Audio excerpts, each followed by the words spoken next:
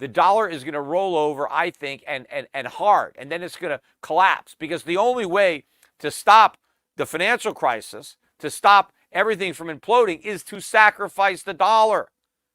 And that's what the Fed is going to do. At some point, the Fed is going to cry uncle, and it's going to surrender in this war against inflation. And everyone's going to know that inflation won. And that is a game changer, because then everybody has to reprice everything for high inflation, and gold is going to be dramatically repriced higher. All U.S. assets are going down. According to Peter Schiff, the U.S. dollar is poised for a significant decline and eventually a collapse. This is because the only way to address the ongoing financial crisis and prevent a more extensive economic implosion is to devalue the U.S. dollar deliberately. Schiff contends that eventually, the Federal Reserve will have to admit defeat in its battle against inflation and acknowledge that inflation has won. This would be a pivotal moment because it would force a repricing of everything in an environment of high inflation, leading to a substantial increase in the price of gold. Schiff argues that the current economic situation is unsustainable. The Federal Reserve has kept interest rates artificially low for an extended period, leading to a phony economy built on cheap money.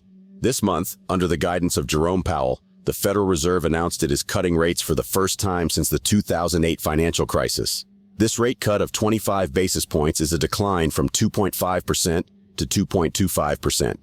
Powell's reasoning for the rate cut was to provide a mid-cycle adjustment to stabilize the economy and create further growth in the market without facing the possibility of heading into a recession in response to weak global growth and trade policy uncertainty. As interest rates normalize, many aspects of this economy will crumble. Regarding the strength of the U.S. dollar, Schiff emphasizes that it is currently acting as a deterrent, preventing gold from experiencing a sharp increase in value. Gold prices traded near their weakest levels in more than a month on Wednesday, beaten down by an insurgent U.S. dollar as markets made adjustments to a rising interest rate scenario. We will now bring you clips from Peter Schiff. But before we do, if you want more videos like this, hit the subscribe button and turn on the notification bell for more updates. Thank you and enjoy the video. The entire phony economy that the Fed has helped construct on a foundation of cheap money is imploding, and everything that's been erected on top of it is going to come tumbling down. Nobody can handle normalized interest rates. The government is going to have to level with the people and tell them, you know what, the party's over. We got to either massively raise your taxes, or we got to slash spending. We can't keep spending all this money that we don't have. We can't keep giving people Social Security checks because they just take that money and spend it. You know, people on Social Security aren't working, right? They're retired, so they're not producing, but they're spending a lot of money. They're driving up prices. You want to cut back on inflation, you got to take that Social Security money away. Or you got to take money away from somebody else so that people on Social Security can spend it. So either you cut Social Security benefits or you raise the taxes of the people who are paying the Social Security taxes. So you got to raise the payroll tax or you got to cut Social Security. But the politicians don't want to do either one of those. And they didn't have to do anything for years because they could borrow the money instead. And the only reason they could do that was because interest rates were rock bottom. Well, they're not rock bottom anymore. They are normalizing, and they're nowhere near where they're going to go. We still have a long way to go up. People are in denial here. Right? Again, they expect the Fed to cut rates any moment. If we have a crisis now, if the markets crash, and if banks start failing, but the inflation doesn't come down, how do you justify cutting rates? You can't, because inflation is too high. You can't say, well, inflation is 4 or 5%, but we're going to create even more of it to try to prop things up. That will just crash the dollar, send prices ballistic. In fact, I think that at some point soon, that's going to happen anyway. I mean, right now, the dollar is rising because bonds are getting killed. Why? Why should that be? Just because long-term interest rates are going up. That's not bullish for the dollar. I don't know if these algorithms have been programmed right to understand this. The reason that bond prices are falling is because people don't want to buy them, right? There's too much supply and not enough demand. People don't want U.S. Treasuries. Well, if they don't want U.S. Treasuries, they shouldn't want U.S. dollars either, because that's what U.S. Treasuries are. They're future payments of U.S. dollars. And also, the reason that people don't want these bonds is because they can see all the inflation that is being created. Maybe they looked at the national debt clock and moved it up to 2027 and freaked out, right? The bond vigilantes that have been asleep for decades, they're like Rip Van Winkle, finally waking up, to reality, and they're selling their bonds.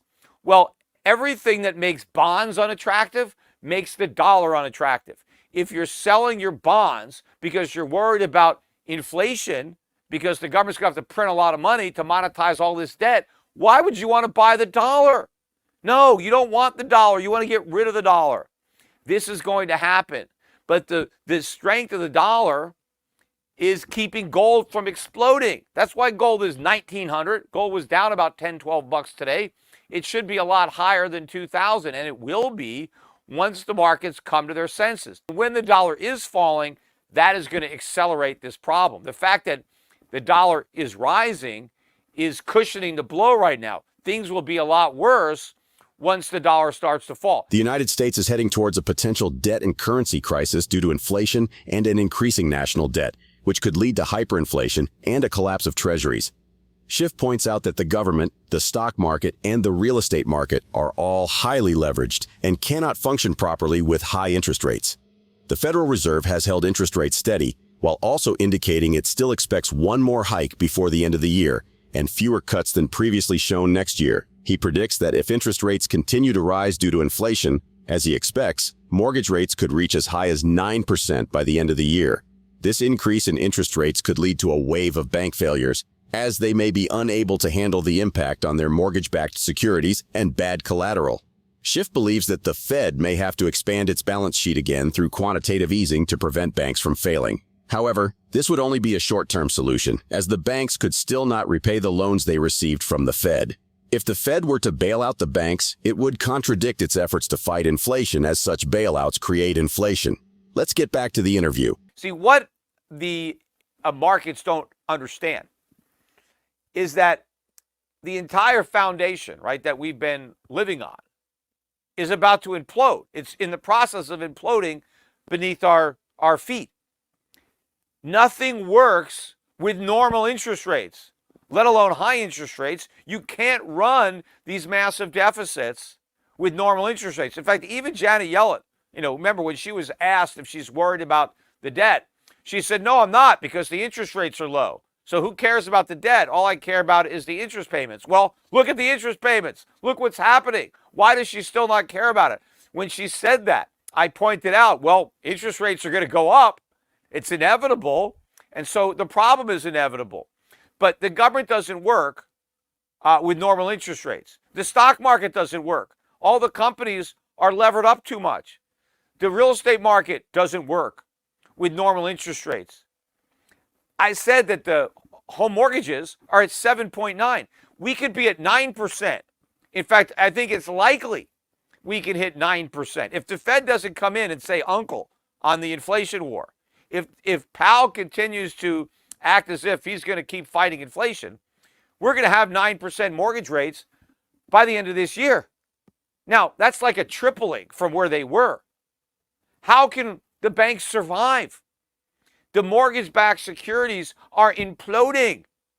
We got a small taste of it when we got the bankruptcy of a few banks earlier in the year. It was March or so, when we got three banks, the Silicon Valley Bank or Signature Bank, or those the banks that were lending to crypto. They went down.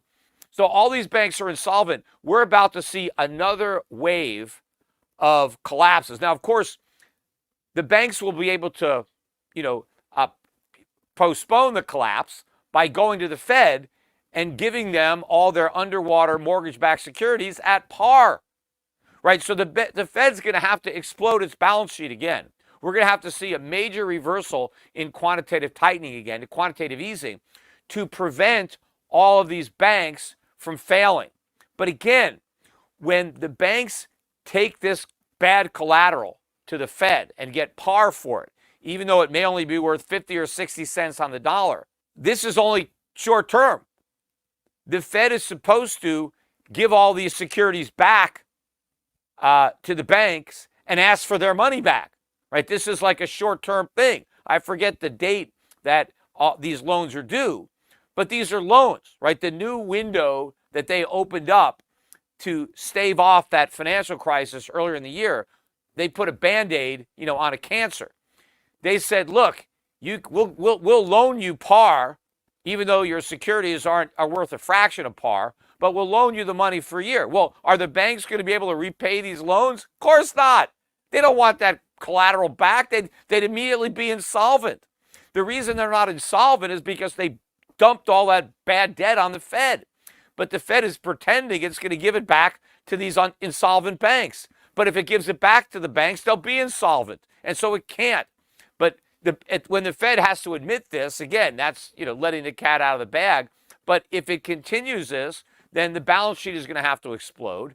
But then in order to prevent all the banks that took advantage of this from failing, Powell is going to have to extend the maturity of these loans. Again, he's going to be extending them indefinitely because the banks cannot repay the loans without failing. And of course, if the banks fail, well, there's a financial crisis, and who's going to bail them out? You see, if Powell is going to continue to fight inflation, nobody can get a bailout. The minute there's a bailout, you stop the inflation fight, because inflation is how the Fed bails everybody out. They bail out banks or they bail out the economy by creating inflation. The future of the U.S. economy and its currency remains uncertain, with significant challenges on the horizon. The ongoing battle against inflation and the need for economic stability might ultimately force a reevaluation of the U.S. dollar's value. This potential devaluation could have far-reaching consequences, particularly for precious metals like gold. How could Peter Schiff's views on the U.S. dollar and gold prices influence your financial outlook? Share your observations in the comments section below. Also, ensure you like this video, subscribe to the channel, and turn on post notifications for more videos like this. Thanks for watching.